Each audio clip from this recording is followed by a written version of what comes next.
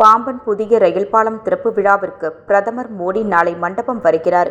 இதையொட்டி ராமேஸ்வரத்தில் 5 அடுக்கு பாதுகாப்பு ஏற்பாடுகள் செய்யப்பட்டுள்ளன. பாம்பன் பழைய ரயில் பாளையம் பழுதடைந்ததை தொடர்ந்து புதிய ரயில் தூக்கு பாலம் கட்டப்பட்டுள்ளது. பிரதமர் மோடி அனுராதபுரத்திலிருந்து நாளை காலை 10:40 மணிக்கு இந்திய விமானப்படைக்கு சொந்தமான ஹெலிகாப்டர் மூலம் புறப்பட்டு பகல் 11:45 மணியளவில் மண்டபம் ஹெலிகாப்டர் தளத்திற்கு வருகிறார். பின்னர் கார் மூலம் பாம்பன் சாலை பாலத்திற்கு வந்து பகல் 12 மணியளவில் பாம்பன் புதிய ரயில் தூக்கு பாலத்தை திறந்து வைப்பதுடன் புதிய பாம்பன் எக்ஸ்பிரஸ் ரயில் சேவையையும் கொடியசைத்து தொடங்கி வைக்கிறார்.